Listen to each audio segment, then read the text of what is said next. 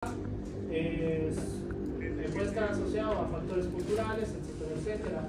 Entonces podemos sufrir procesos de desnutrición. ¿Qué más? ¿Psicológicos en qué aspecto?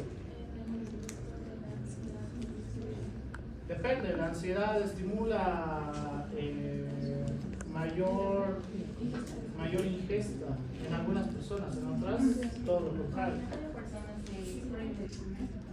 Personas que tienen dismorfia corporal. ¿Cuál tipo de dismorfia? En las personas con anorexia. Ya, la anorexia principalmente, en la cual estas personas tienen la percepción de su cuerpo alterada, en la cual disminuyen el contenido de alimentos. ¿Ya? ¿Cuál es la diferencia del anoréxico con el bulímico? No son los que vomitan, sino también va en relación a la cantidad de comida que consumen. El anoréxico puede consumir 3 tomates cherry para su almuerzo y eso es un gran banquete para esa persona. Mientras que el bulímico se atasca de comida. O sea, va a comer su hamburguesa doble y su Coca-Cola y todo lo demás, pero la acción inmediata que va a hacer es vomitar el contenido alimenticio, ¿ya? Entonces, hay muchos factores para pensar en la desnutrición, que estos sí están asociados con alteraciones del colesterol también, ¿ya? Pero hay uno que justo es un artículo que salió hace 6 meses, si no me equivoco, relacionado con los peores grupos de ejercicio, de deportes. Hay deportes que son considerados los peores. ¿Por qué? Porque son sumamente dañinos en el estado mental, en el estado físico y en el estado nutricional. Y dentro de los peores, porque estaría considerado dentro de deportistas también, son las y los, qué sé yo, que practican ballet clásico, ¿ya?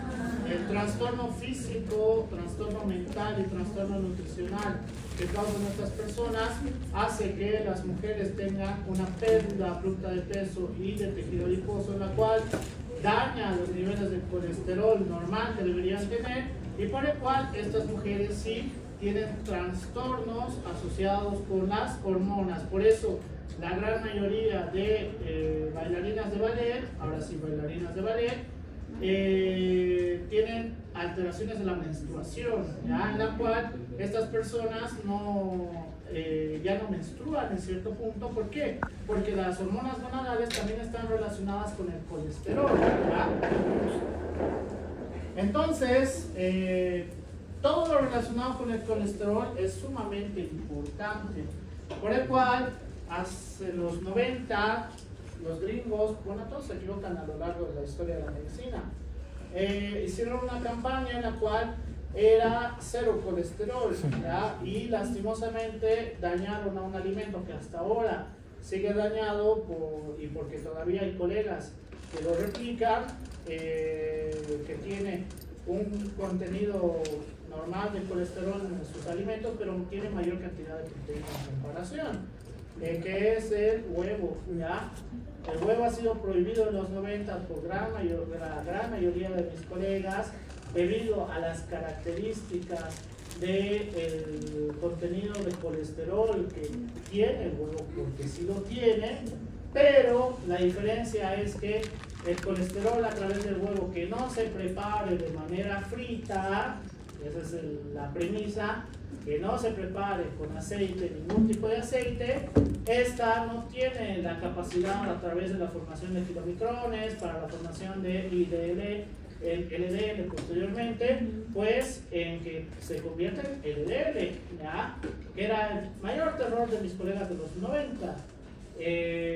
Después de investigaciones largas, aproximadamente en el 2005, se ha visto que, evidente, y es un chiste de los Simpsons que igual me encanta, se ha demostrado que el colesterol del huevo que no se prepara bajo de la preparación de aceite no eleva los niveles de colesterol en la sangre para la formación de LDL, ¿ya? Es decir, el consumo de huevo,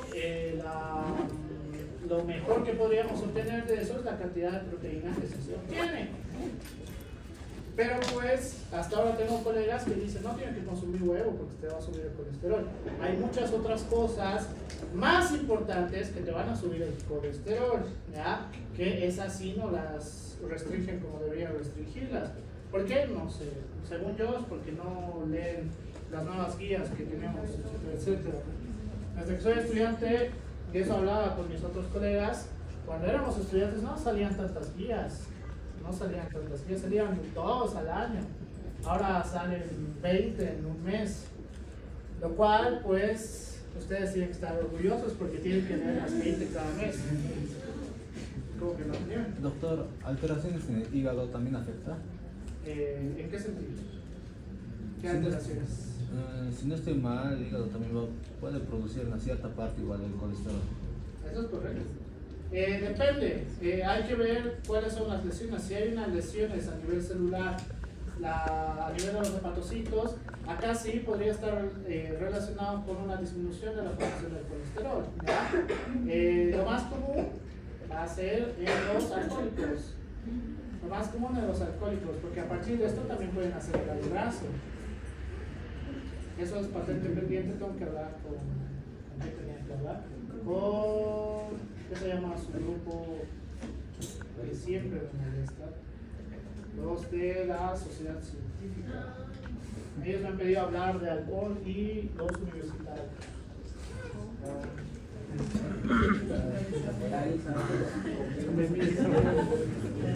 Entonces,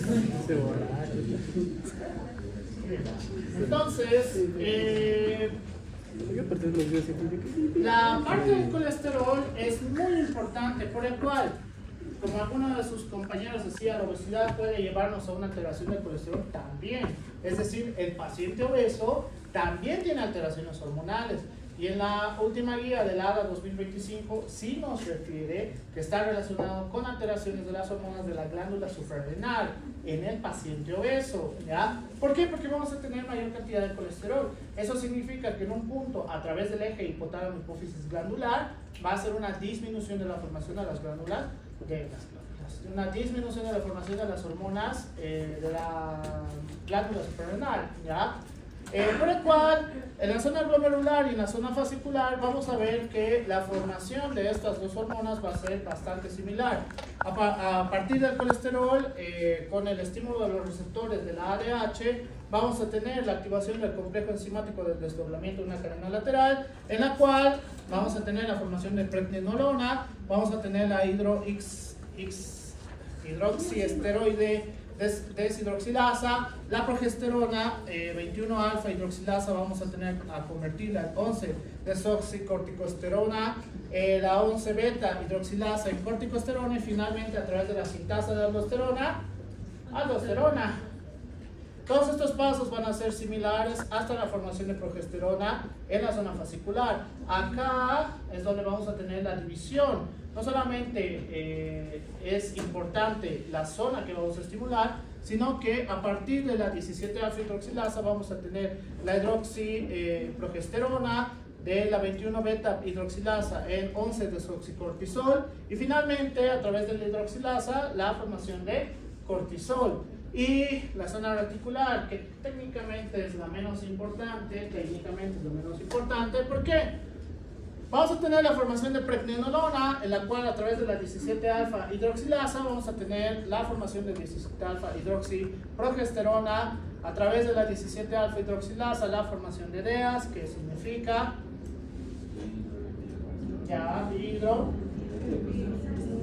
hidroepialdosterona, ¿ya?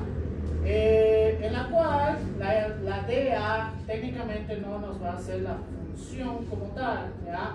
La DEA, la parte más importante que vamos a tener es para la conversión en DEAs, que solamente es añadir el sulfato, ¿ya? Por eso a través del sulfato transferasa vamos a tener la formación de DEAs, o a través de la misma DEA vamos a tener la formación de androstenediona, ¿ya? Y a partir de la androstenediona sí vamos a tener la formación similar a las hormonas gonadales que tenemos tanto varones como mujeres, ¿ya? Como les decía, las hormonas de las glándulas suprarrenales son un poquito más difíciles, porque yo les voy a contar Tal cual. Si se equivocan, pues ni modo. Dime. ¿El colesterol puede trabajar de manera sola o sí es necesario una desmolasa? ¿Cómo te refieres a trabajar solo? O sea, a veces para sintetizar, para que se convierta colesterol en pregnolona necesita una enzima, a veces es desmolasa, pero algunos libros mencionaban que también pueden trabajar de manera sola. Según el Guyton, trabaja de una manera sola. El Guyton te dice que solamente trabaja de una manera sola. ¿En cuál libro dice que sí o sí necesita Desmolasa. ¿En cuál? Pero no es ridículo, ¿no? Tendría que buscárselos, que no se me Si quieres. Bueno, yo me iba al Guyton. Doctor, si tiene saturación, ¿está el colesterol desmolasa? Más fuerte, por favor. ¿Tiene saturación? Encima. Porque En teoría sí, pero en el gato no nos refiere nada específico. no. Así que tampoco es que lo haya buscado más sobre eso. ¿Qué más? ¿Alguna duda más? Antes de... Aunque en teoría ya saben una hormona, ¿no? Sí. ¿Cuál es la que ya saben? La aldosterona. Qué bien, entonces lo voy a saltar esa. No. Entonces, ¿cómo va a funcionar dentro de las diferentes zonas en relación a la glándula suprarrenal? Vamos a tener receptores de la ACTH, en la cual esta ACTH va a través de un segundo mensajero, también vamos a convertirla a través de la adenosina de ATP en AMP cíclico, ¿ya? Pero a diferencia de lo que ocurría en las hormonas tiroideas, por ejemplo, ya teníamos la activación de todas las funciones tiroideas como tal. Acá no funciona de esta manera, sino que sí o sí necesitamos el colesterol para activar el complejo enzimático de desdoblamiento, ¿ya? Por el cual, a partir del colesterol, hacemos la activación del complejo enzimático de desdoblamiento y vamos a estimular o la zona fascicular o la zona reticular, ¿ya? A partir de estos procesos, pues vamos a determinar qué zona tiene mayor estimulación para la formación de las diferentes hormonas, pero, y lo que te dice el Guyton en esta parte es que a pesar de la división que tenemos, de todas maneras va a ir a través de un solo ganglio, ¿ya? Como el estímulo es hacia el ganglio celíaco, podríamos estimular la formación de todas las hormonas de la glándula suprarrenal. ¿Ya? Normalmente cuando empecemos a ver qué es lo que estimula qué, esto estaría relacionado con toda la hormona en específico que podríamos estimular, ¿ya? Ahorita voy a pasar esa parte. Pero Guyton, porque en un trabajo con ratas han podido determinar pues que sí hay un estímulo a partir de. Entonces, la aldosterona. ¿Cómo llegamos a la formación de aldosterona? No lo puse acá. Creo que no lo pongo porque eso es piso 1. ¿Cómo llegamos a la formación de aldosterona? Lo que acaba de explicar, ¿no? Eso de adenopófisis, lo que acaba de explicar. No. Solo aldosterona. ¿Cómo llegamos al estímulo de aldosterona? ¿Cuál es el estímulo principal? ¿Todas? O sea, renina angiotensina. Puede decir que viene el ácido base, doctor. Ácido base. Sí, porque contra la aldosterona puede controlar el sodio, ¿cuál? Ácido base eso es otra cosa. Podría ser así, uno puede ser por los niveles bajos de sodio, otro puede ser por los niveles altos de potasio y otro por la angiotensina tipo 2. Ese es el estímulo. Ya. Nunca había escuchado angiotensina tipo 2 desde que soy estudiante. Está bien, a ver, un estímulo que es correcto está la disminución de sodio, está bien, pero hay un estímulo superior a este que es El agua, la entrada de agua. el agua. ¿Qué tiene el agua? Es que siempre la aldosterona trabaja no solo con el sodio, también Más trabaja. fuerte, Esquivel. No te escucho. No solo el sodio trabaja, la aldosterona no solo trabaja con el sodio, también trabaja con los niveles de agua. ¿Sí? Dilo como estudiante de medicina. A ver. Ay, Ese efecto auricular que trabaja. Péptido natriurético auricular. Ese es otro estímulo, no está mal. Estaría dentro del tercero y el cuarto, pero hay uno más importante. potasio líquido, ¿no se llama? Potasio. La de la bulimia. Miércoles. No. Disminución de la bulimia. ¿Por qué? ¿Y por qué está asociado con los niveles de sodio también? Porque a través de la activación del sistema renina-angiotensina-aldosterona, que ya me acordé por eso no lo pongo, porque si no lo saben, porque no lo llevan en físico, no les voy a obligar a que lo vuelvan a leer, ¿ya? A través de la activación de la renina, en la cual normalmente tenemos tres estímulos asociados a la disminución de la bulimia, que va a ser la disminución de la bulimia, hipovolemia, valga la redundancia, la disminución del flujo plasmático renal, la disminución del gasto cardíaco en la zona renal, que si va a ser menor al 20%, también activa para la formación de la renina. A partir de la formación de renina vamos a tener la formación de angiotensina 1, ¿ya? A partir de la angiotensina 1, con el ECA, la enzima convertidora de angiotensina, vamos a tener la formación de angiotensina 2. Lo que sí decía su compañero, y si es verdad, la angiotensina 2 sí está asociado con un estímulo para la formación de aldosterona, más no es un precursor, ¿ya? A partir de la angiotensina 2, sí vamos a tener los estímulos para los cambios vasculares, cambios cardíacos, etcétera, etcétera, ¿ya? A partir de la angiotensina 2, recién vamos a tener los cambios vasculares, y de la angiotensina 2 vamos a llegar hacia dónde. Hacia los vasos sanguíneos. ¿Hacia dónde? Aldosterona. Directamente hacia la aldosterona. Glándula suprarrenal. Hacia la glándula suprarrenal, ¿ya?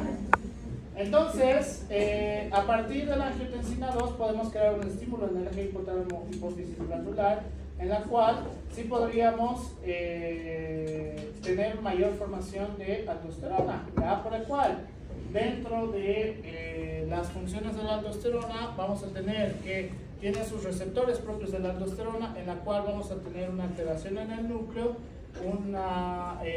para la conversión en ARN mensajero, y este ARN mensajero hace la activación de diferentes proteínas, que estas proteínas dentro de las células principales van a hacer un estímulo hacia la bomba sodio-potasio ATPasa, y que a través de los canales de sodio tengamos la capacidad, de mayor capacidad de retención de sodio a través de la luz tubular hacia las células principales, y mayor salida de potasio, ¿ya? Por el cual lo que se está buscando es atrapar más sodio. ¿Por qué? Porque lo mismo que decía Ana Banda, sí, ese comentario, no sé por qué, tal vez se va a morir.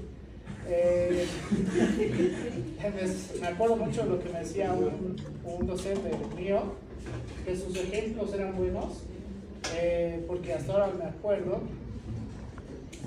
Tienen que asociar el sodio como ser varón y tener dinero. Era muy machista el doctor si tienes dinero vas a atraer más mujeres, si tienes sodio vas a atraer más agua, ¿ya? En ese sentido, ¿sí? En ese sentido, no aplaudan ese tipo de en ese sentido, vamos a tener mayor cantidad de reabsorción de sodio, ¿ya? Por el cual vamos a tener mayor cantidad de líquido extracelular como tal.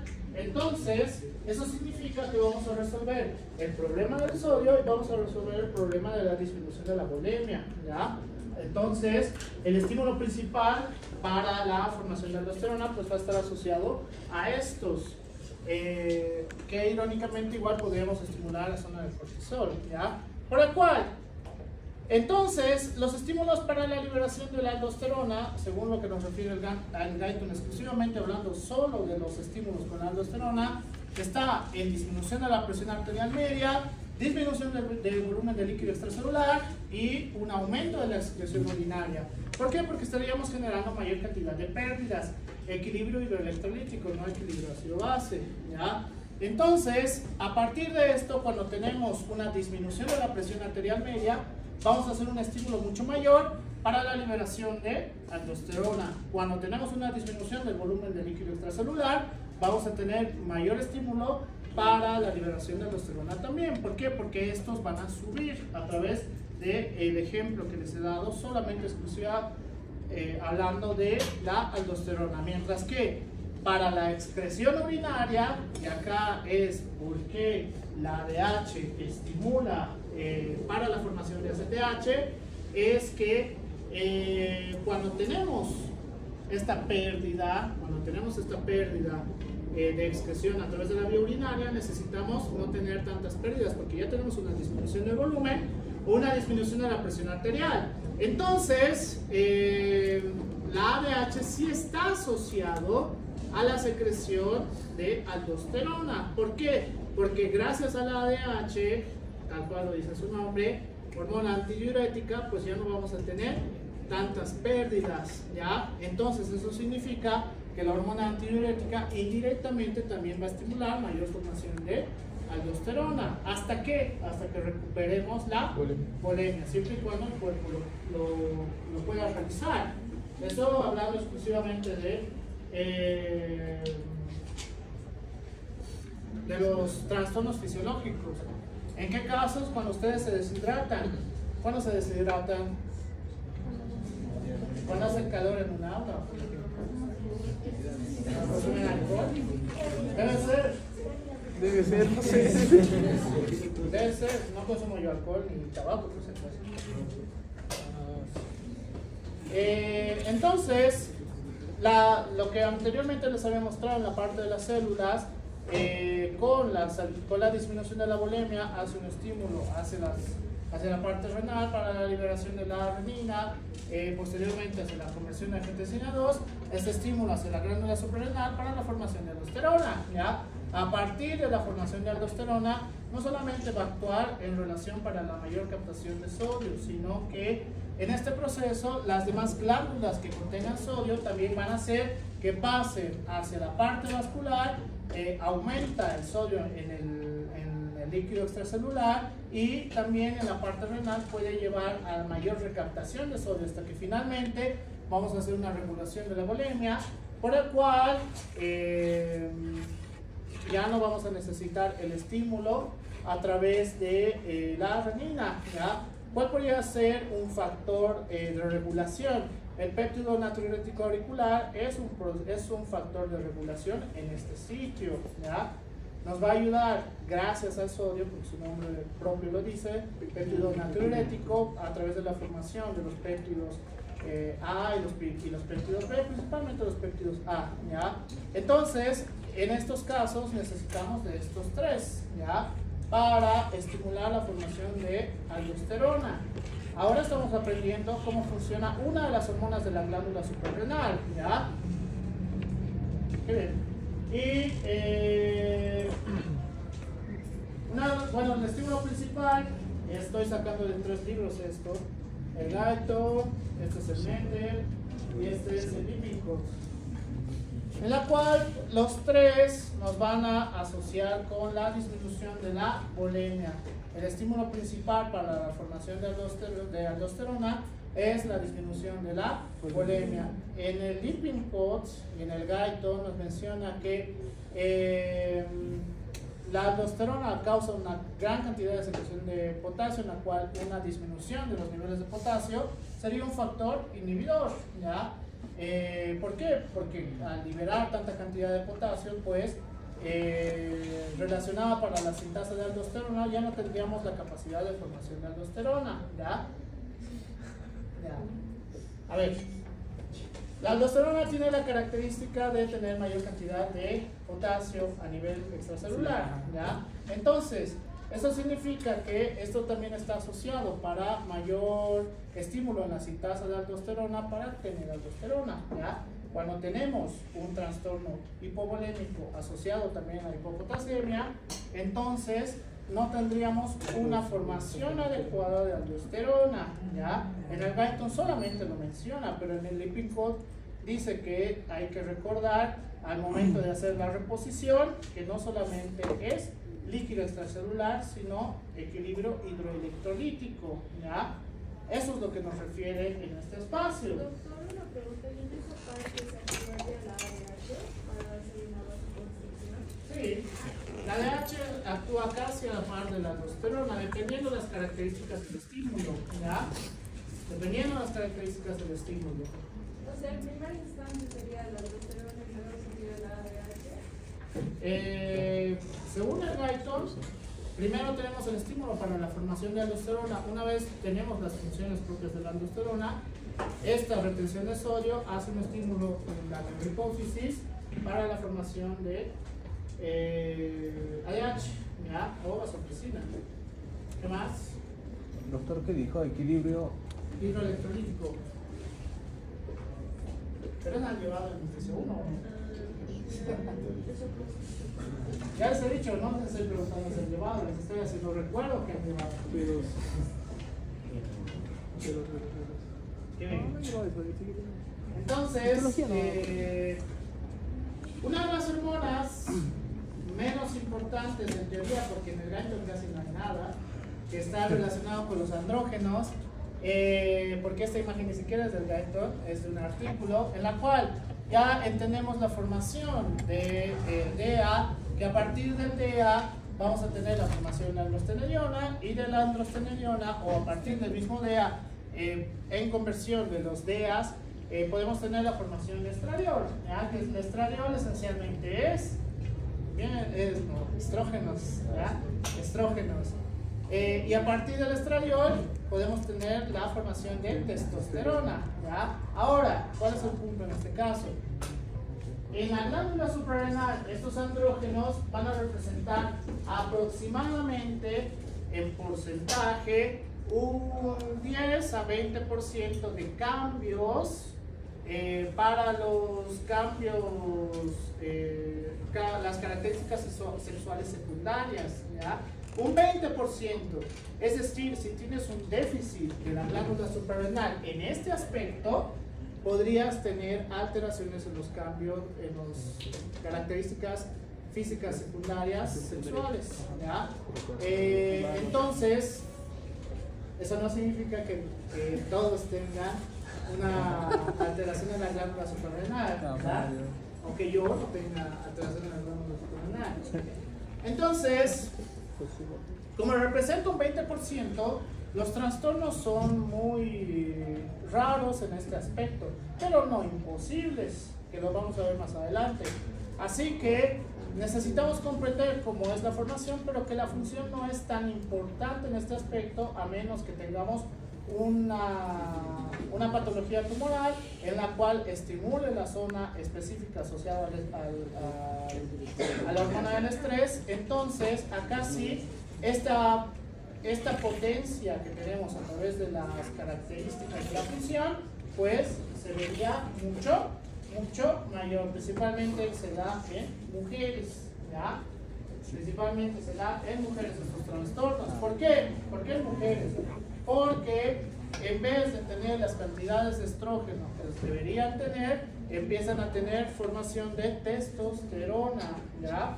Ese es el problema en el caso de estímulos de la glándula suprarrenal en mujeres. Y podemos llegar a un estímulo en este que se podría comprobar. Sí, hay una que lo he visto frecuentemente, incluso tengo 2 pacientes con estas características, que es que hayan utilizado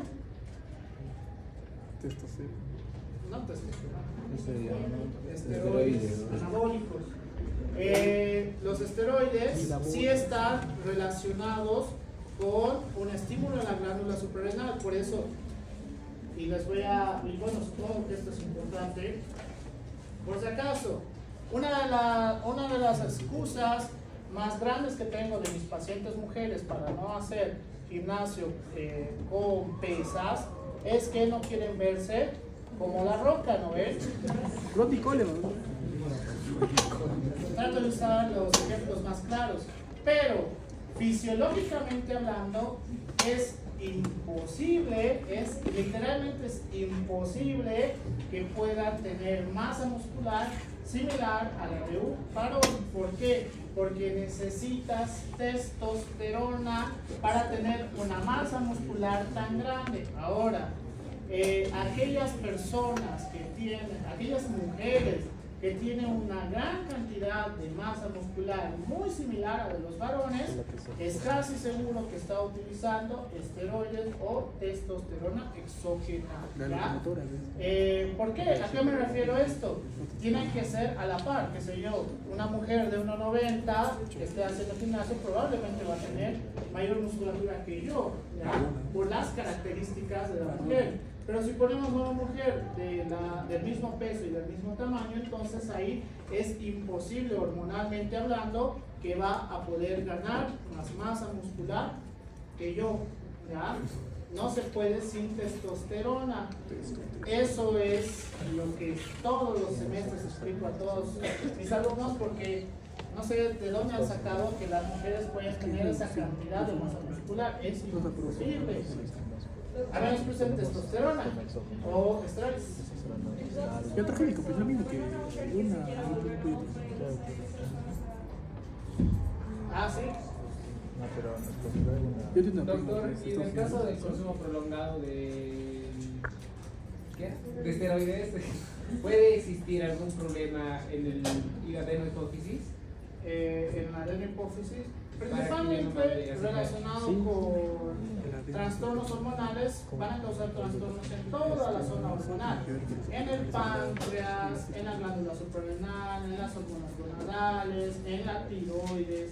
Entonces, ¿por qué? Porque este estímulo a través de los esteroides trata de generar mayor formación de aminoácidos, principalmente, por el cual a nivel muscular sí gana mayor cantidad de musculatura, pero la glándula suprarrenal empieza a estar reventada y las hormonas gonadales también, para la formación de testosterona. Cuando llevemos hormonas gonadales, que creo que es la próxima semana, llevo primero el de varones, creo, porque es el más cortito.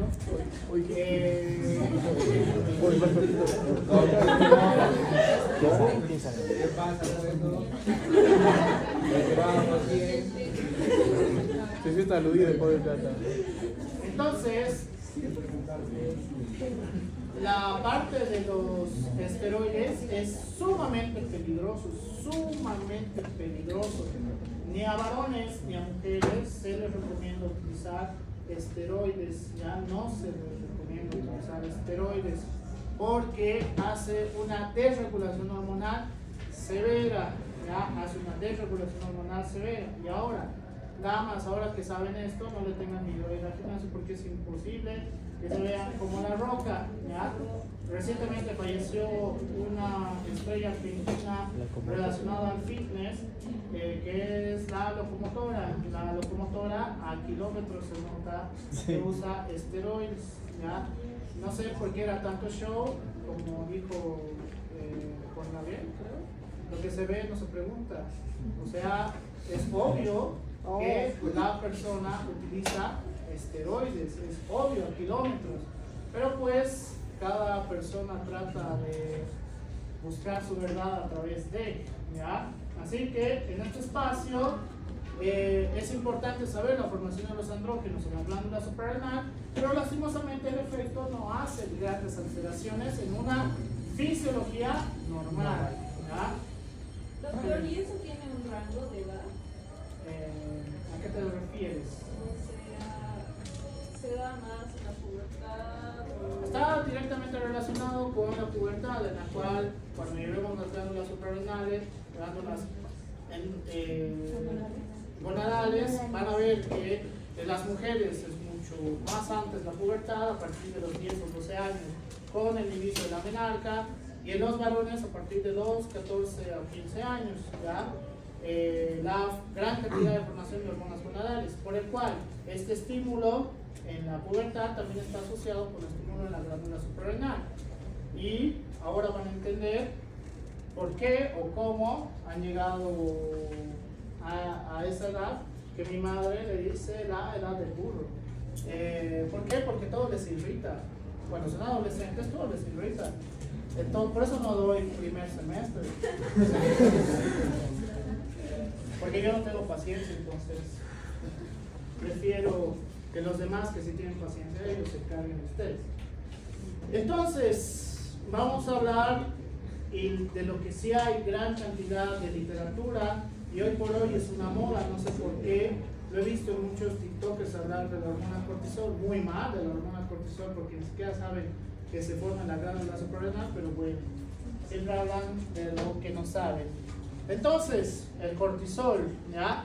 La hormona cortisol, o también llamado la hormona del estrés, dentro de las características del cortisol, es importante tener conocimiento, no sé por qué está aquí esta diapositiva, tenía que estar más adelante, pero bueno, yo me adapto. La hormona del cortisol, la característica que vamos a tener es que tiene una cantidad de estimulación de la hormona del cortisol en horarios específicos, ¿ya?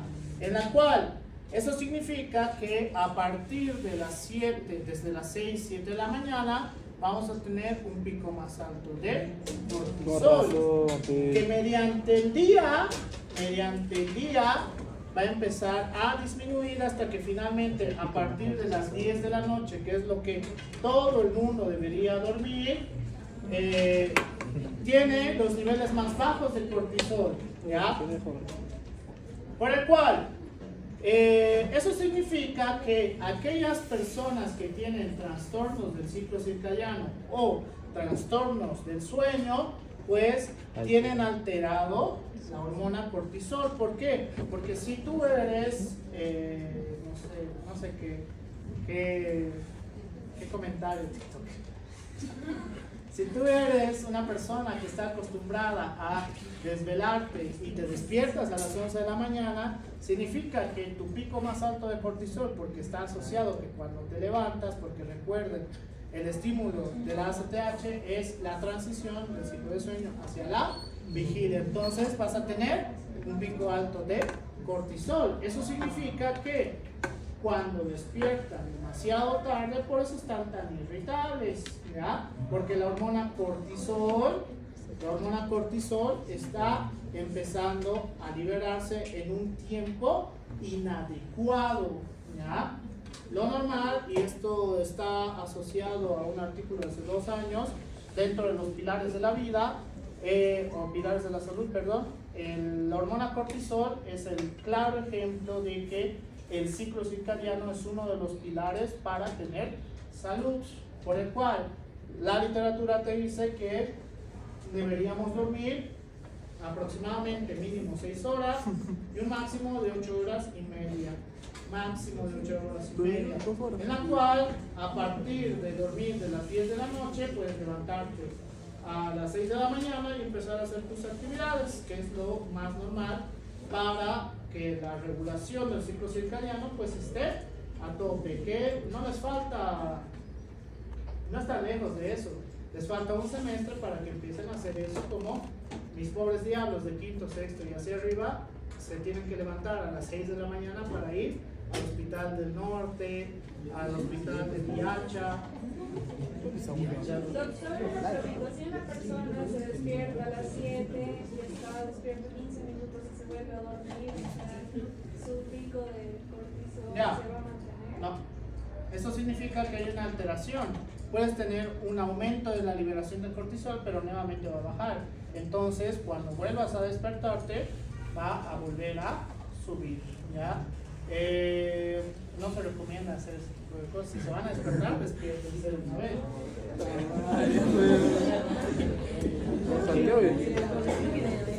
Entonces,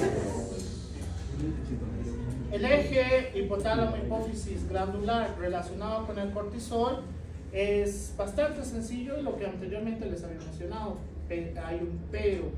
En el cortisol, los ritmos del tiempo con el ciclo circadiano, como anteriormente les había mostrado, sí son un estímulo para mayor liberación de cortisol. Es decir, si yo me despierto a las 6 de la mañana, tengo niveles altos de cortisol que van a ir bajando, van a ir en decreción adecuadamente durante todo el día, ¿ya?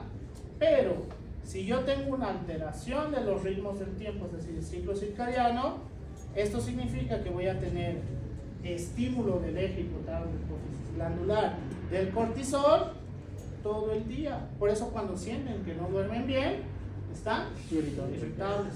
Eso es hormonal, ¿ya? Es netamente hormonal. Entonces, lo normal, primero diré esto. El estrés, y por eso se llama la hormona del estrés. El estrés es el principal estímulo para estimular la zona del hipotálamo y a través de todo el eje para que tengamos mayor cantidad de cortisol. Pero, aquí hay un pero, vamos a tener tres tipos de estímulos: el físico, el mental y el bioquímico. El físico está relacionado con el ejercicio o traumatismos y demás, o sea, también podemos tener este tipo de estímulos porque la vez que se hayan lastimado, por lo menos grave, o sea, que realmente se hayan causado algún dolor físico, pues han debido estar estresados todo hasta el proceso de recuperación, por el cual acá tiene sentido de cómo actúa el cortisol, ¿ya? Entonces, el estrés mental, que este sí está asociado con alteraciones psicológicas y alteraciones psiquiátricas, hace mayor cantidad de estímulo para la formación de cortisol. Ahora, ¿qué alteraciones psicológicas? El temor y la ansiedad, ¿ya? El temor a cosas sin sentido también crea mayor cantidad de cortisol. Por ejemplo, las fobias, ¿ya? Esa es la definición de fobias. Es un miedo irracional a algo. Es decir, en el miedo irracional a algo hace hormonalmente que tengamos un descontrol, ¿ya? Por el cual las fobias no son un chiste. Y si, no sé, tiene fobia a las arañas, yo traigo una araña porque quiero que se le pase su fobia, como algunos colegas de hace 100 años hacían esta práctica. Lo único que voy a causar en esa persona es que tenga más cortisol y ya. Una pregunta, entonces una persona que tiene hipotiroidismo. ¿Hipotiroidismo? Ya. Bueno, en realidad es que siempre está cansado, ¿verdad? Y tiende a dormir mucho más tiempo.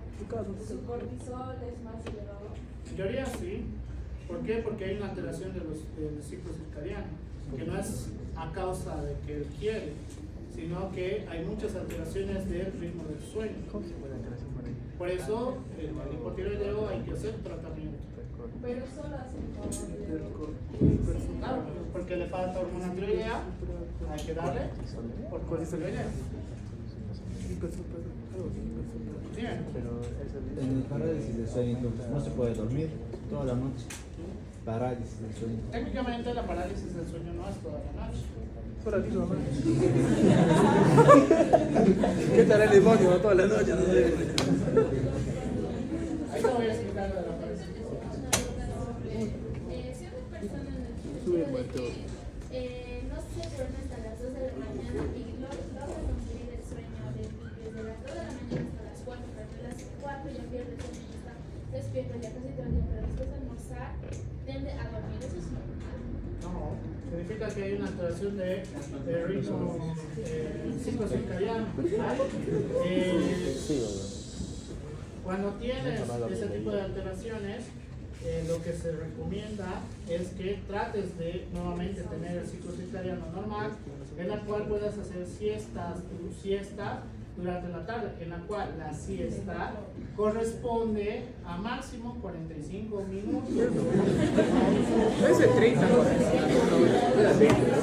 Puta, no le puedo, ¿no? Va toda la tarde, ¿no? No es toda la tarde. ¿Por qué? Porque estas siestas de 45 minutos sí van a ser una regulación de la hormona cortisol, porque de la transición del sueño a la vigilia van a disminuirlo, pero como no son tan largas, no hace un ciclo completo de sueño. Por eso tiene que ser 45 minutos máximo. Cuando sobrepasan los 45 minutos, y con eso te voy a responder de la parálisis del sueño, cuando pasa más allá de 45 minutos, entonces llegas a la zona profunda del ciclo de sueño.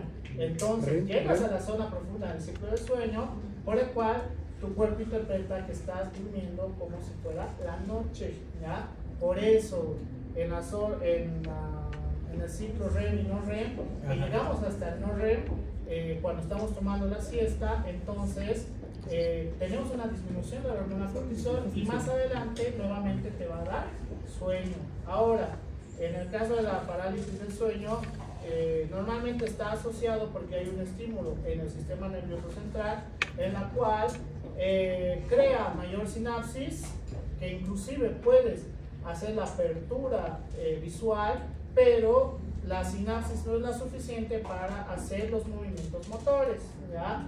Que le dice que se les ha subido el muerto, ¿no ves? Doctor, pero esto debe tener un rango de edad, ¿no? Porque los bebés duermen casi todo el día. Es diferente, obviamente. Porque el ciclo circadiano varía según la edad, pero a partir de que son adultos tienen que cumplir solamente este ciclo de sueño de 6 a 8 horas y media, porque es lo más sano relacionado con el cortisol que pueden tener. Y también estaría bien si una persona adulta, bueno, mayor, los viejitos, ¿no? Duermen 5 horas. Porque ya 25 horas. Eso no lo duele. Si no pueden dormir más, significa que hay alguna alteración hormonal, hay alguna alteración nutricional o algo en la cual les impide conciliar el sueño. Entonces hay que determinar qué es lo que está pasando. El no dormir te puede llevar a trastornos psiquiátricos, por si acaso, trastornos psiquiátricos. Me escucho. Me va a ver por las noches. Que no pueda dormir. Ya, la obesidad y la formación de ácidos grasos libres están asociados a que tengamos un estímulo para la formación de ácidos grasos libres que posteriormente en la parte hepática podamos convertirlos en colesterol. Entonces esto incrementaría el colesterol, por el cual tendrías un aumento de la hormona cortisol. ¿Ya? Puede estar asociado, sí, por supuesto. Por este motivo, los pacientes diabéticos, por ejemplo, ahora tengo un nuevo paciente con diabetes mellitus tipo 2 que estamos haciendo gimnasio, pero al ritmo de un paciente con diabetes mellitus tipo 2, ¿ya? Entonces, eso es entrado. Si quieres saber, 500 bolivianos cobro. Entonces, muy barato. Entonces, por si acaso, ahora les voy a enseñar stand-up. Entonces, disminuir la cantidad de tejido adiposo en un paciente diabético es una meta, y en el ADA 2025 está en la meta disminuir el tejido adiposo, lo cual con las nuevas guías de hipertensión y las nuevas guías del ADA yo estoy fascinado. ¿Por qué? Porque en todas las guías, inclusive en el LILAE lo refieren, tienen que tener cambios en los estilos de vida, no solamente es farmacológico, porque no va a funcionar. Si es netamente farmacológico, no va a funcionar, y hay un montón de ejemplos en pacientes a nivel mundial que no funcionan. ¿Ya? ¿Alguna duda más? Qué bien. Estaba en esto. Entonces, algo que ocurría muy frecuentemente, y por eso me quitaron primer y segundo semestre, el estrés mental asociado al temor inclusive puede ser mayor al físico, ¿ya? Cuando realmente sientes temor o está asociado a trastornos ansiosos, la cantidad de cortisol que tenemos se eleva a niveles extraordinarios, ¿ya? Por eso aquellas personas que tengan fobias, jamás tienes que hacer terapia de choque, en la cual la terapia de choque es que yo tengo miedo a los payasos y ingreso un montón de payasos aquí, en la cual lo único que vamos a causar es un aumento de la hormona cortisol, y ahora en un momento vamos a ver cuáles son los efectos fisiológicos del cortisol, que estoy seguro. A ver, ¿cuáles son los efectos del cortisol? ¿Cuál? Espera. El catabolismo genérico, bueno, el catabolismo general de todas las células, excepción de las vitales. Uno. Ya, catabolismo. Para resumen también vamos a colocar la gluconeogénesis. ¿ya? Resistencia. Estímulo hepático, A la resistencia también, la glucosa. ¿ya? Estímulo pancreático. Ya, en teoría son 12 funciones asociadas a la hormona cortisol. Ahora vamos a ver por qué. Porque esta clase sí les interesa a la mayoría, ¿ya? Entonces, con la parte bioquímica, la disminución de la glucemia, la hipoglucemia también es un factor de formación de cortisol, es decir, aquellas personas que hacen ayuno forzado, que es diferente a ayuno intermitente. ¿Cuándo hacen ayuno forzado? Cuando ustedes están tarde y tienen clase 7:30 y resulta que se han levantado a las 7, ahí tienen que decidir entre medio arreglarse o comer, ¿ya? Entonces deciden medio arreglarse, llegar a su clase y no han comido hasta, no sé, hasta las 11 de la mañana. Es decir, los niveles bajos de glucemia también están asociados para la mayor formación de cortisol. Y acá es uno de los problemas más grandes que tenemos, que en el guideline lo mencionan, pero en un artículo lo han podido referir, que puede existir la concentración de cortisol. Es decir, el cortisol es necesario para la vida, porque vamos a ver en las funciones que nos va a ayudar a rendir mucho mejor en muchos aspectos, pero tener una gran cantidad de concentración de cortisol hace efectos totalmente contrarios, ¿ya? En las cuales la gran mayoría de personas ya no pueden tolerar. Entonces, eso significa que este estímulo del cortisol de concentración sí va a causar un efecto inhibidor, pero si tienes gran cantidad de concentración de cortisol y qué sé yo, la próxima semana en su examen miércoles, pues voy a estimular para la formación de cortisol por temor.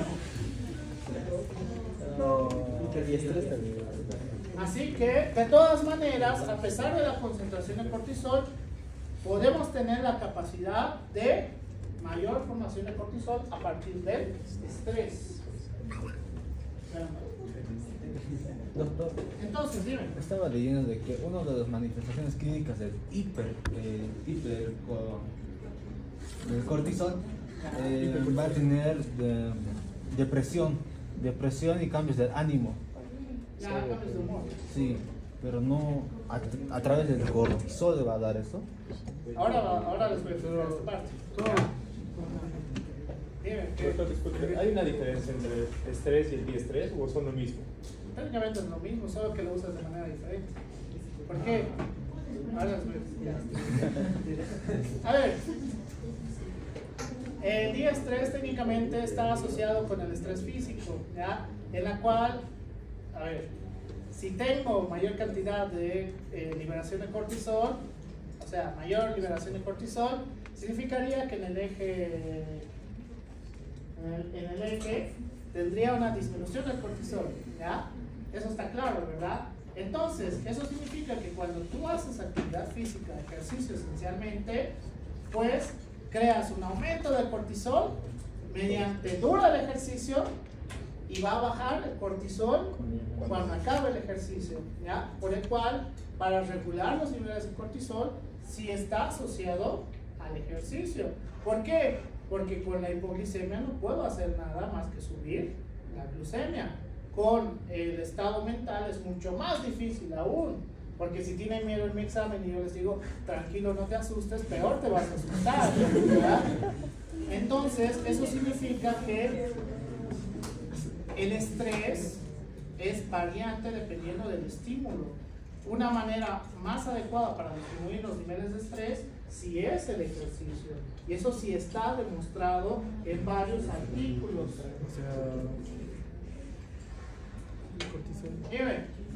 Una consulta, como el cortisol como tal nos da el estrés, pues eso también nos hace la caída del cabello. Técnicamente sí. Ahora lo vamos a ver.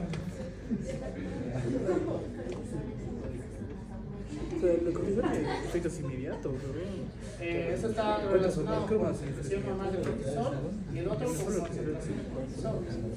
Ahora les voy a explicar.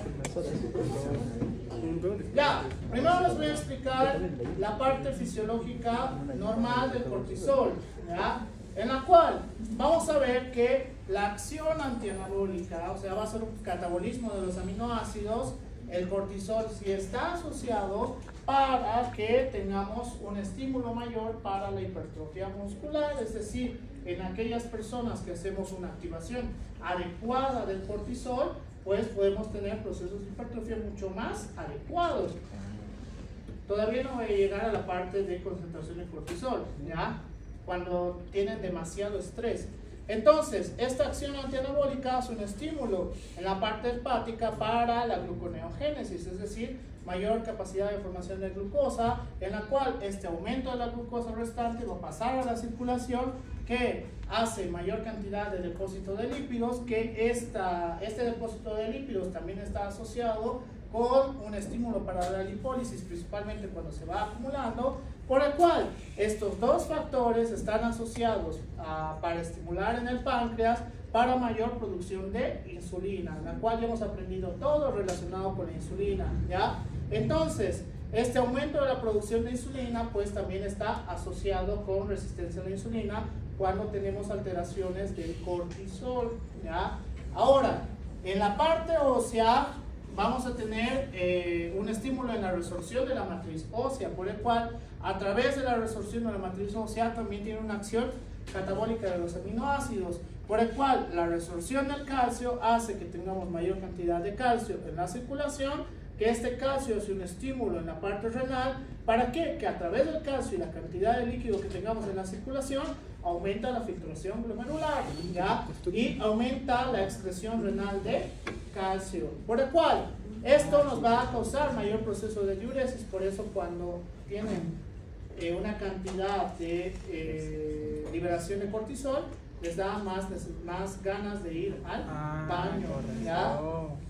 Entonces, esto nos va a dar mayor retención de sodio y pérdida de potasio dentro de la parte del glomérulo como tal.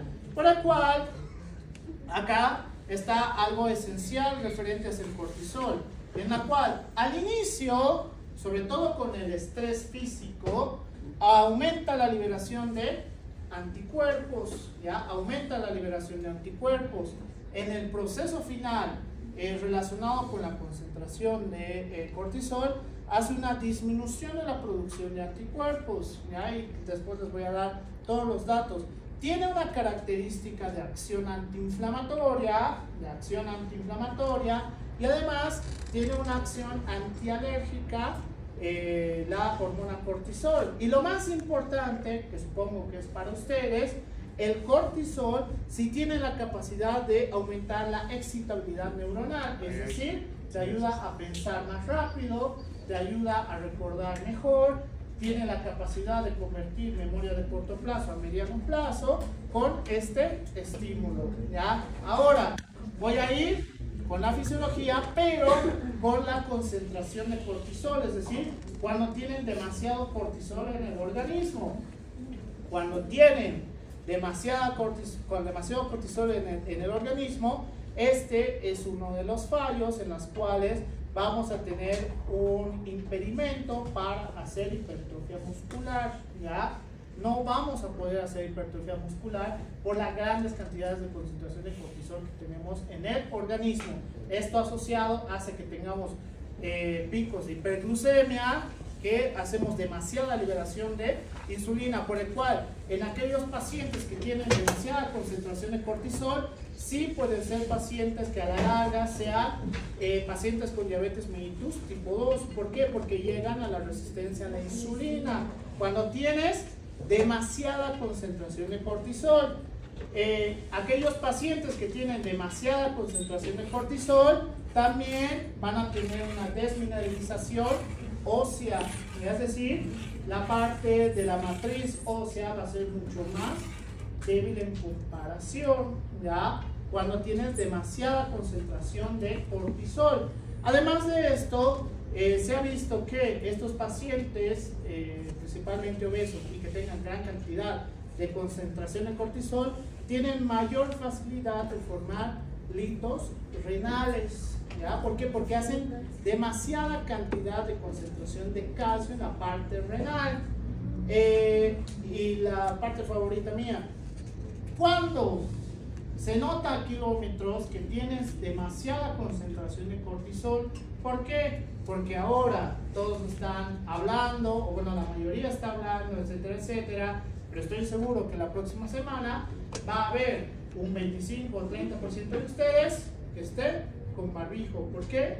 Porque la cantidad de estrés que estás acumulando solamente nos está llevando al final del estímulo referente a los anticuerpos, que es una disminución de la producción de anticuerpos, y en este caso los que tienen una concentración de cortisol demasiado elevada se enferman, ¿ya? Se enferman constantemente, y en vez de aprovechar la acción antiinflamatoria a través de la disminución de producción de interleucina, neutrófilos y la fagocitosis de neutrófilos, hace todo lo contrario.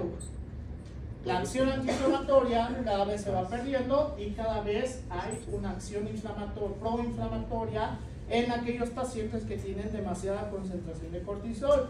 Por eso, cuando están en la semana de exámenes, no solamente están enfermos, sino que empiezan a estar rojizos y además se pierde la acción antialérgica y les ha empezado a salir granos en la cara por aumento del cortisol. Y además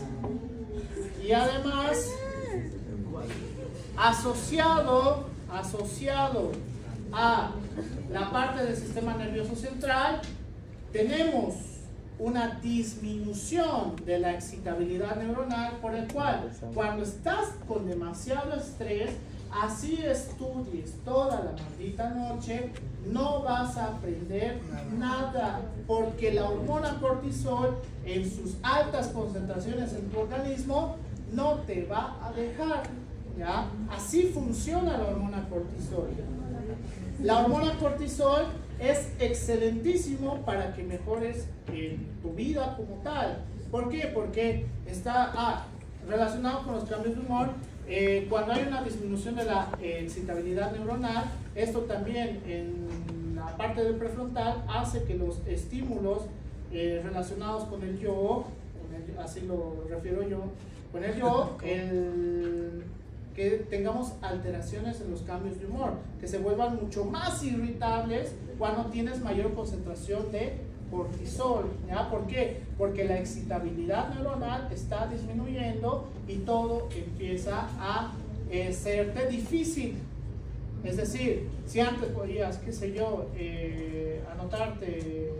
anotarte todo lo que estoy hablando en este momento, si estás con niveles altos de cortisol, con suerte ibas a decir, ¿qué dijo en la clase el doctor? Creo que dijo hola y algo de cortisol. Entonces, no hay la capacidad de concentración. Esta incapacidad de la concentración también está asociado con los cambios de humor. Por eso, cuando una persona está demasiado estresada, tiene estos cambios de humor y lo lleva a la irritabilidad, e inclusive en los peores casos puede estar asociado con depresión. La depresión, ¿ya? En peores casos, que acá inclusive está asociado con síndrome de burnout, síndrome de burnout. Entonces, la hormona cortisol para nuestro organismo es sumamente importante para que puedan mejorar en la vida, ¿ya? Para que puedan mejorar en la vida como tal. Pero si ustedes creen que acumulando su estrés, porque alguna vez cuando yo era estudiante y algunos de ustedes los he escuchado con la misma frase, yo trabajo mejor bajo estrés, eso es falso. Nadie trabaja mejor bajo estrés.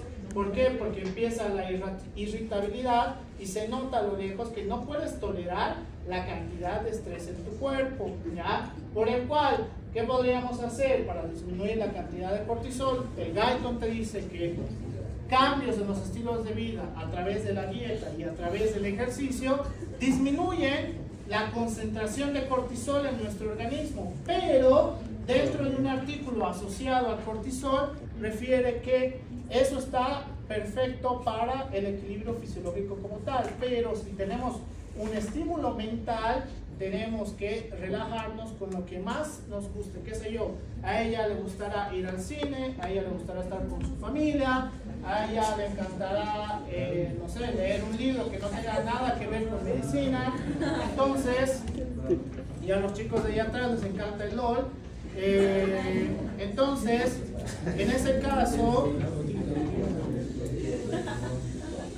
caso, todos estos estímulos positivos que tengamos nos van a ayudar a disminuir la cantidad de cortisol, pero depende de todo lo que hagamos en un día completo para determinar si estamos más o menos estresados. Doctor, ¿y la droga ayuda? ¿Cuál droga? La marihuana. Sí. Ya. El problema del consumo de drogas es que solamente tiene efecto mientras lo consumas. Entonces, esto es más peligroso todavía. ¿Por qué?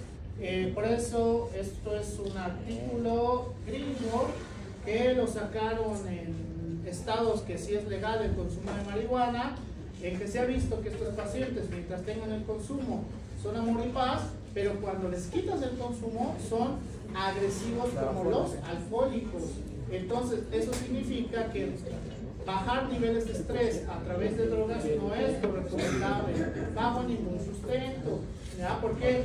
Porque el efecto solamente dura mientras uses la droga en cuestión. ¿Ya? Así que tampoco es una salida para. Y tampoco está recomendado, por si acaso, y yo no lo recomiendo, utilizar pastillas para dormir. Hay que encontrar el trastorno esencial del por qué no está durmiendo y a partir de eso tratar el trastorno esencial para que pueda llegar a un ciclo de sueño profundo. Con las pastillas para dormir difícilmente llegan a un sitio, a una zona de ciclo de sueño profunda, ¿ya? ¿Por qué? Las zonas de ciclo de sueño profundo, que supongo que les voy a enseñar,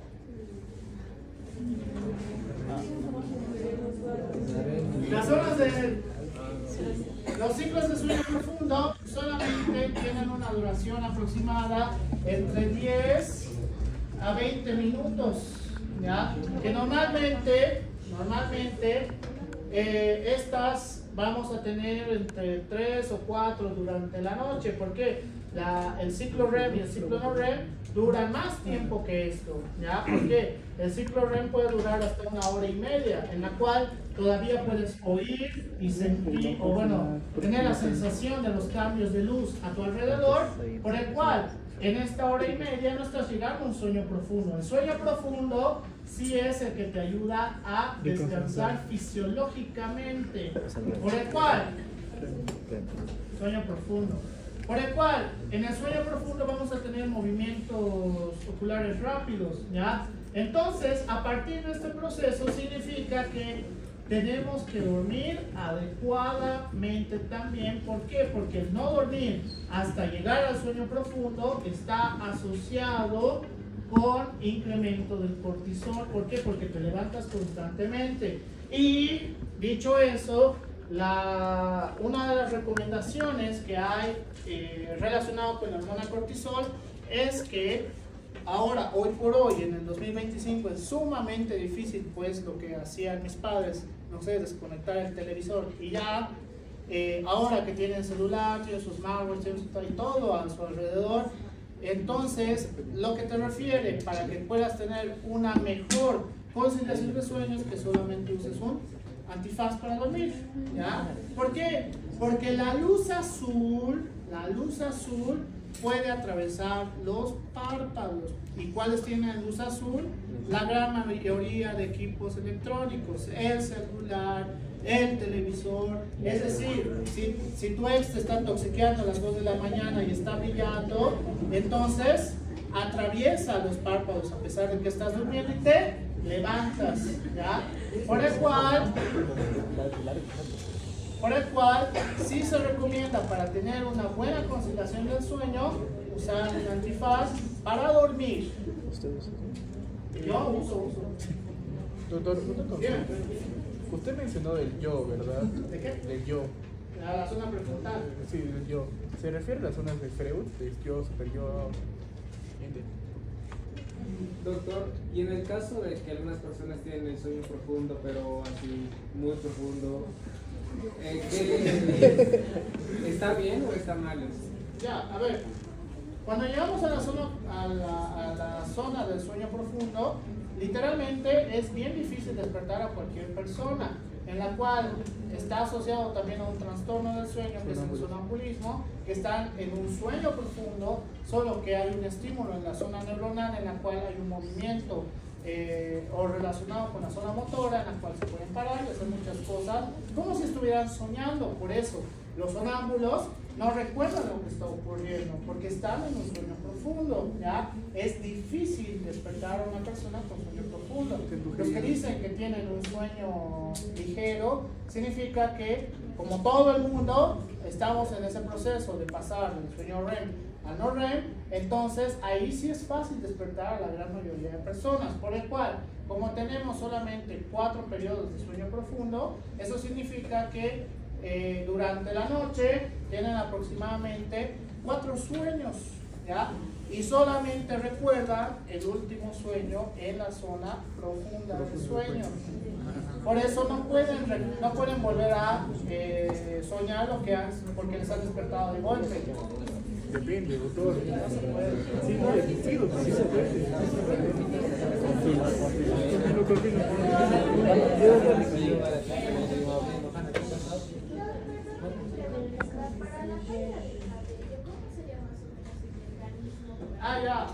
Como ya no tenemos la acción antiinflamatoria, tenemos la parte proinflamatoria. Entonces, esta parte proinflamatoria asociada con el cortisol sí va a hacer que tengas una pérdida de cabello, pero jamás debería dejarte calvo como un sacerdote, por ejemplo.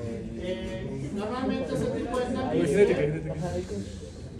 tipo de calvicie es que ya es un factor genético, ¿verdad?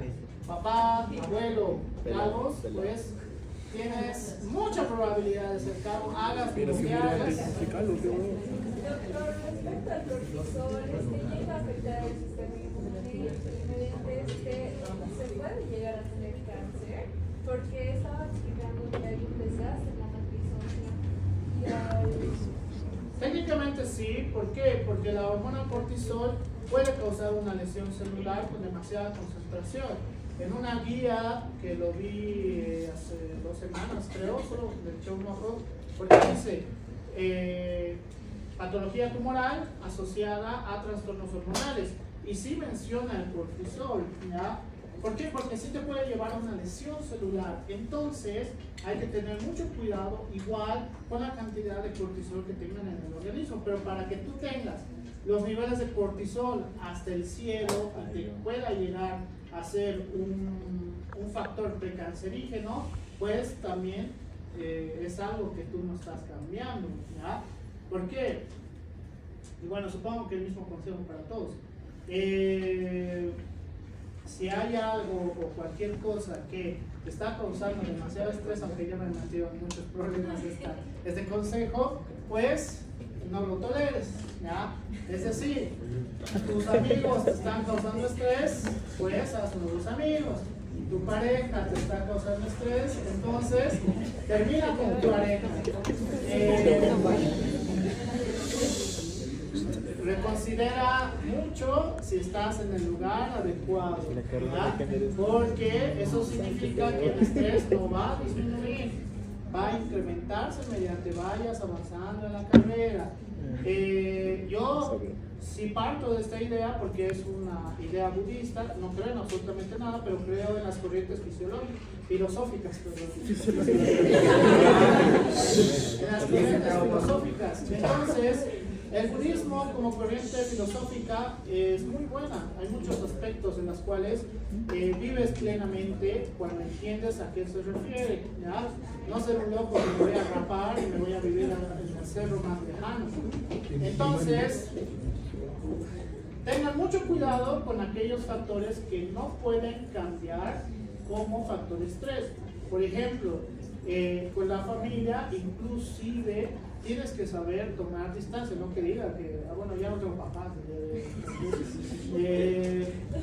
sino que saber entender cuándo luchar, cuándo no, cuándo soltar. ¿A qué me refiero con esto? Un término del budismo te dice: el camino medio es el camino de felicidad que puedes encontrar. ¿Por qué? Porque está justamente entre tratar de aferrarse y tratar de soltar, ¿ya? Hacer justamente cuando necesites soltar, soltarte, cuando necesites jalar, jalar, y puedas encontrar la felicidad a través de, ¿ya? Supongo cuando les pasen cosas más terribles, porque así es la vida, por si acaso, no es que se los desee yo, pero todos ya en este punto de la medicina hemos pasado cosas muy feas, porque es la carrera así. Entonces van a entender que hay cosas más importantes, ¿ya? Y lo que yo siempre les digo a todos ustedes: a pesar de que son estudiantes, no se olviden que existe una persona detrás de ese estudiante, ¿ya? Si a mí me gusta, qué sé yo, a mí me encanta viajar, y cada que puedo viajo a donde me da la gana, ¿ya? Por el cual ustedes también traten de hacer actividades que no se olviden de ustedes mismos, porque si no, tanto estrés los va a llevar a ruptura mental, ¿ya? A ruptura mental. Doctor, una pregunta, ¿qué opina del estoicismo? ¿De qué? ¿Del estoicismo? Igual es una corriente filosófica, con filosofía, no como una religión. ¿Pero un médico podría ser estoico? A ver, tienen que saber diferenciar entre la persona y el médico. Yo como médico soy muy distinto en muchos criterios. Me da pena, y por eso no soy pediatra, me da mucha pena que ver pediátricos enfermos y que encima la mayoría tengan la culpa de sus papás, pero en esos casos pues tengo que actuar como médico, tengo que tratarlos, etcétera, etcétera, tener una línea sin sentimientos en las cuales mi meta principal es atender pacientes, ¿ya? Tienes que saber diferenciar la persona del trabajo, porque si tú las vas a mezclar, vas a tener falta de ética, como grandes colegas míos las tienen. O sea, dicen, no, yo soy zurdo y esto, todo relacionado con los zurdos, pues toda la salud tiene que ser gratis y que no sé qué, no le voy a cobrar. No funciona así la vida, ¿ya? O yo soy pro aborto o soy contra el aborto, y entonces creas demasiado caos en un lugar donde no tiene que haber caos. En el hospital ya hay un caos a través de la patología. Si tú empiezas a crear caos a través de tus criterios personales, te va a ir mal en la carrera, ¿ya? Yo hago todo lo que tengo que hacer. Si el paciente me dice, no voy a tomar el medicamento, no tomes el medicamento, no hay problema. Solo lo voy a anotar acá, lo firma por favor y listo. Puede volver cuando desee, porque las puertas siempre están abiertas, ¿ya? Nunca mezclen una cosa con la otra, porque les va a ir mal en su trabajo. Muchos pierden su trabajo por estas cosas. Una última pregunta sobre el yo y ya les entonces es una disminución del yo y donde se eleva el ello, ¿verdad? A ver, la disminución del yo va a hacer que tengamos una alteración en las zonas relacionadas con la parte de la personalidad, sí. Por el cual entonces esto significaría que podemos incrementar el factor de irritabilidad, ¿ya? Por el cual tu propia personalidad se puede ir perdiendo a través de la irritabilidad, qué sé yo. Todos ustedes, supongamos que son tranquilos, y si yo les hablo de una manera, pues dicen, bueno, no hay problema. Pero cuando estás con cortisol elevado, la irritabilidad puede hacer un cambio de personalidad en la cual, qué sé yo, piensen en el curso, cuál es la persona que no grita absolutamente de nada, y cuando tú le escuches gritar es como si la persona se estuviera volviendo loca, ¿ya? A eso me refiero. Y el cortisol puede hacer eso. Doctor, entonces, yo quiero preguntar sobre el hirsutismo. Es algo muy raro en la hiperplasia suprarrenal, pero ¿cómo se da? Está asociado a la glándula suprarrenal, pero principalmente por los andrógenos. cortisol por los andrógenos, principalmente mujeres. Doc, entonces, ¿qué explicaría la disminución del yodo? ¿Las personas con bipolaridad tal vez sería un factor? ¿O las personas que tienen personalidades ¿Del yodo? múltiples? No, del yodo. O sea, a ver, el yo, me refiero a que hay zonas en las O sea, que el cortisol puede producir que tu personalidad pues explotes, algo así. ya. Pero digamos, puede también producir múltiples personalidades. No, eso es otra cosa. Esos son ya trastornos, el yo y el Eso ya es trastornos psiquiátricos. ¿Puedes explicar lo del yo? No estoy entendiendo. Yo sí, yo. Ya escuché yo, ¿no? En la zona prefrontal va a estar relacionado principalmente con el yo, así está en libros de psiquiatría, ¿ya? En la cual, en los libros de psiquiatría te dice que ¿por qué es yo? Porque está todo lo que tú englobas, tu personalidad, la parte emocional, la forma de reacción frente a las cosas. Entonces, cuando disminuyes la parte prefrontal, por ejemplo, cuando estás ebrio, qué sé yo soy súper tímido y cuando consumo alcohol, pues toda esa timidez se me va. Eso significa que hay una alteración en la zona prefrontal, mientras que en otra persona es súper calmado, cuando toma alcohol es súper agresivo. Eso es una alteración en la zona prefrontal, ¿ya? A eso me refiero por confusión. O sea, era mentira cuando nos decían que el alcohol te saca tu verdadera personalidad. No, es que sí, sigue siendo tú. Es que es complicado.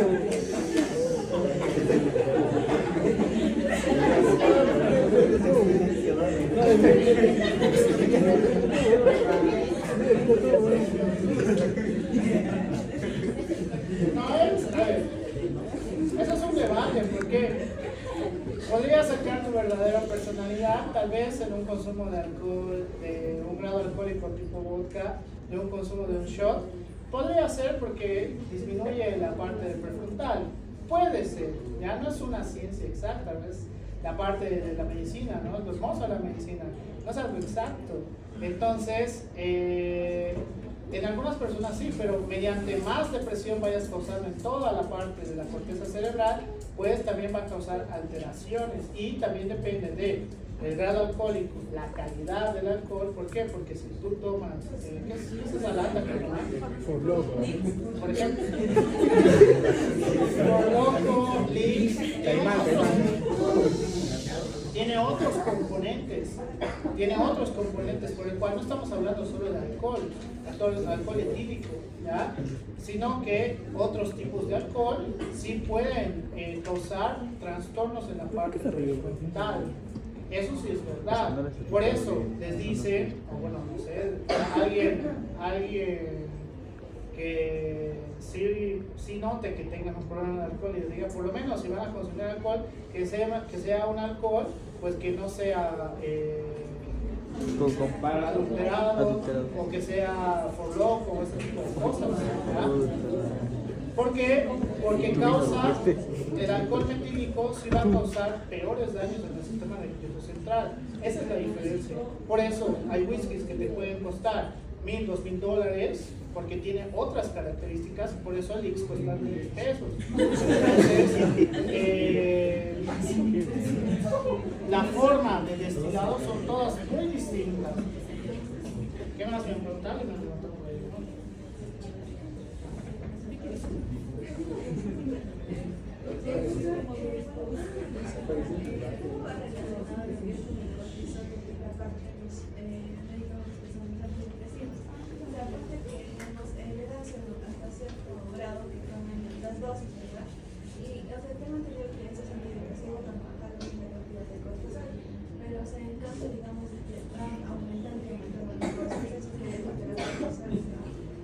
Significa que la dosis del depresivo no será adecuada. ¿Por qué? Porque el depresivo, el antidepresivo, pues está haciendo que este estímulo mental disminuya, ¿ya? Por el cual una dosis adecuada sí va a ser disminución de los niveles de cortisol. Entonces, si hay un aumento del cortisol, significa que la dosis no es la adecuada para ese paciente. Es lo malo de la psiquiatría. Es muy individualizado. En cada persona se utiliza un medicamento base, pero la dosis puede variar, ¿ya? En todos los trastornos psiquiátricos / psicológicos es muy variante. ¿Qué más? Ya, catecolaminas.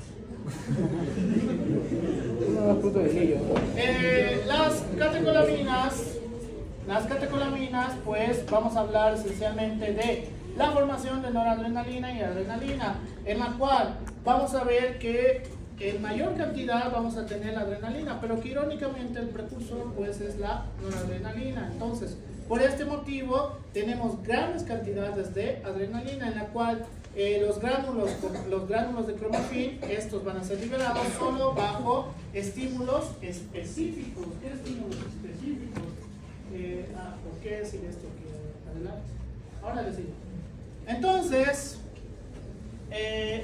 un estímulo relacionado con el sistema nervioso central, por ejemplo, el temor o el sentido de supervivencia, puede hacer la liberación de adrenalina y noradrenalina, ¿ya? En la cual estas van a ser muy importantes porque hacen cambios en la presión sanguínea, cambios en el gasto cardíaco, elevación del índice metabólico, dilatación bronquial, inhibición intestinal, un estímulo para la glucogenólisis, para tener una disminución de la glucogenólisis, un aumento de la gluconeogénesis, excitabilidad del sistema nervioso central, una lipólisis, formación de ácidos grasos libres y que la expresión urinaria de metabolitos sea mayor. ¿Por qué? Porque la adrenalina y noradrenalina normalmente está asociado con acciones muy intensas para nuestro organismo. Por ejemplo, traumatismo, disminución abrupta de la bulimia, sensación de temor, sensación de escape, sensación de supervivencia. ¿Por qué? Porque si tú, mismo ejemplo que utilizaba el Fisio 1, si tú eres tan tonto de seguir a tu crush, sea varón o mujer, a una discoteca del Prado y ves que te van a robar inevitablemente, hay una liberación de adrenalina y noradrenalina. ¿Por qué? Porque vas a poder correr mucho más rápido, vas a poder aguantar mucho más rápido los cambios abruptos en la presión vascular, y además vas a pensar mucho más rápido en comparación a que si estás ahí sin pensar absolutamente nada. Obviamente se va a acercar, te va a quitar tu celular y ya pasó todo, ¿verdad? Entonces, cuando tú realmente sientes miedo, hay liberación de adrenalina y noradrenalina, principalmente asociado con el sistema nervioso central, ¿ya?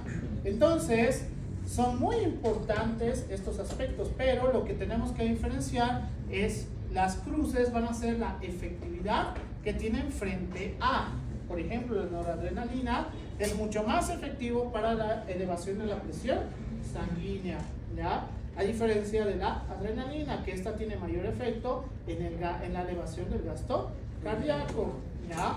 Por eso es muy importante saber sobre las catecolaminas. Creo que lo tenía más. No, sí, no. Entonces, ¿por qué cuando un paciente está entrando creo que en shock o algo, inyecta la adrenalina? Ya, es que es diferente. Estamos hablando de adrenalina y noradrenalina exógena, ¿ya? En el caso de un paro cardíaco, pues que necesitas aumentar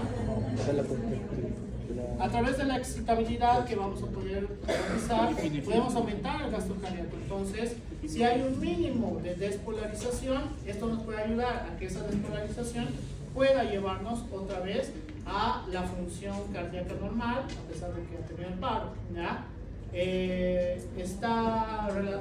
Sí deberíamos colocar adrenalina, sí deberíamos colocar adrenalina, o hay que ver si hay un paciente hipotenso severo que no funciona nada, es mejor colocar noradrenalina, ¿ya? Depende de cada guía de emergencias. Como tal, normalmente la adrenalina y noradrenalina se utiliza solamente en servicios de emergencias o en quirófano, ¿ya? En quirófano. ¿Por qué en quirófano? Porque ahí también podemos tener parada cardíaca. ¿Qué más? Y este cuadro debería estar aquí atrás. Hay un resumen de todas las acciones en el Constanzo. de las acciones de los glucocorticoides, las acciones de los mineralocorticoides y las acciones de los andrógenos suprarrenales. Entonces, si es que les ayuda a recordar, pues podemos utilizar este cuadro. Voy a continuar el viernes. ¿Cuándo? La próxima semana. Bien.